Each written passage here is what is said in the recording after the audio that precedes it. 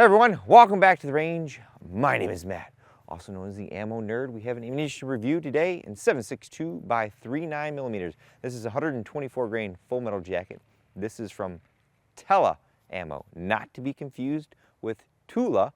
Kind of sounds the same, but not the same. Let's throw this guy on the table and talk about what we're gonna do today. In full transparency, I myself purchased some of this ammunition from Outdoors Unlimited. There are various online retailers who have this for sale, and I was actually sent a couple of boxes from a follower because we were looking at doing a corrosive test on this because the box is marked non-corrosive, and what that means is there are chemicals that make up the primer, and some of those chemicals can be corrosive, so if you shoot them through your gun and you leave it sit, the moisture can attract to those salts and cause rusting. This box is marked non-corrosive, and TeleAmmo maintains that all their ammunition is non-corrosive, but this particular lot came back with corrosion. I do have a couple of shorts here. I can post a link to them. So my recommendation has always been that if you shoot any import 7.62 by 39, it is a good idea to wash your gun out when you're done. Typically you can do that with some hot water to get those salts out of there.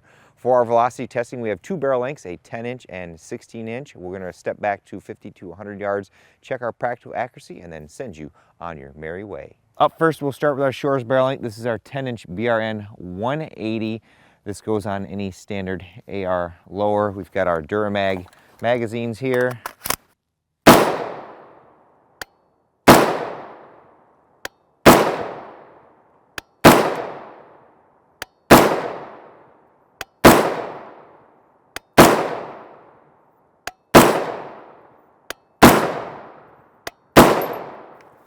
And now onto our 16-inch. This is from M&M Industries. I got this in to do a review on. This is their M10XZ Gen 3. Very nice little AK pattern. I like the adjustable gas system up front. You can change the charging handle on the bolt carrier group to either side. Very, very smooth bolt carrier.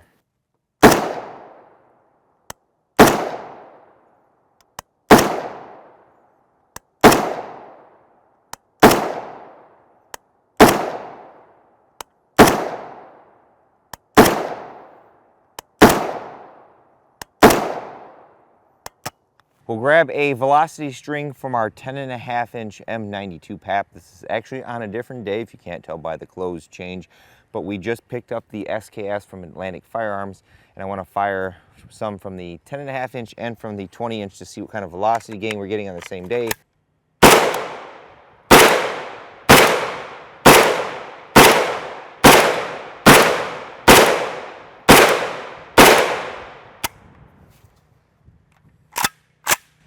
Nice. Now the downside is because some of these lots have shown to be corrosive is now got to clean the gas system on this thing. And now for a new acquisition for 2024, this is from Atlantic Firearms. They were very nice enough to give me a good deal on this. This is our Yugo variant SKS.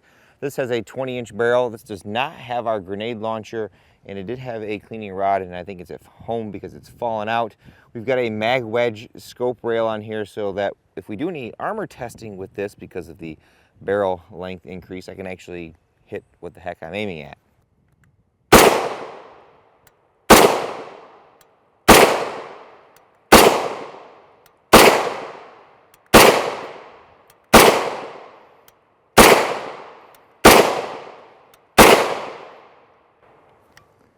Nice. Those are very, very warm velocities over our 16-inch equivalent. This should work out really well for any armor testing when we do have 7.62 by 39 to use. Here is our Tela 123 grain full metal jacket at 100 yards. We're using the 16-inch M&M Industries M10XZ Gen 3 16-inch barrel. We have the Yankee Hill R9 on there. It's about 55 degrees outside today. You can see this clear as day.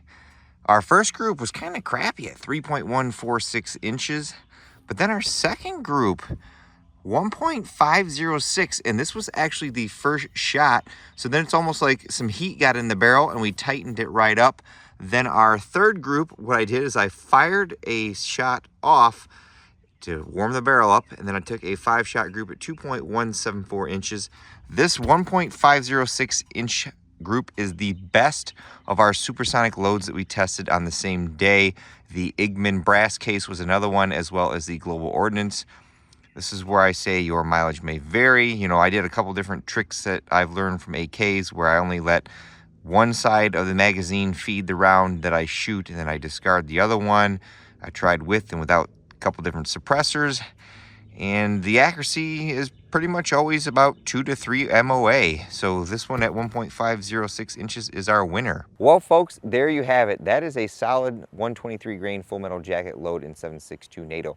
I would say the only caveat with this particular ammunition is that you should treat it as corrosive. I mean, that's been the general consensus all along over the years that I've shot this types of ammunition, is that any steel case surplus ammunition from abroad you should always treat as corrosive, and just go ahead and clean out your gas system or barrel when you're done to wash out those corrosive salts so that you don't get any rusting. As far as our accuracy goes, right in line with everything else that we tested on today. Nothing spectacular, nothing to write home about, pretty much par for the course. With all that being said, it's time for me to get the heck out of here because it's Sunday, movie night, getting hungry.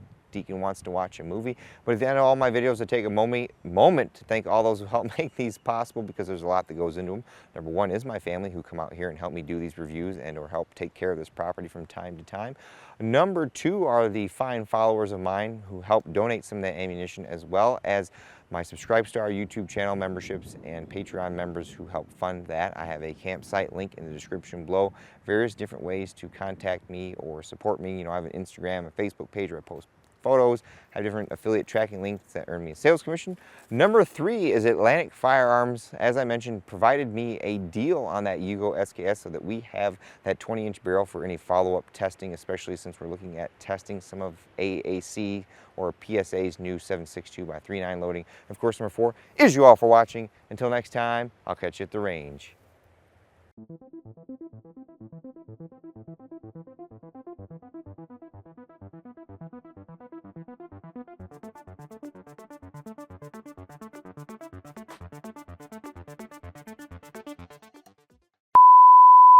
This is from TelaAmmo. TeleAmmo? TeleAmmo? Oh, it's 124. Azerbaijan, right? Yeah.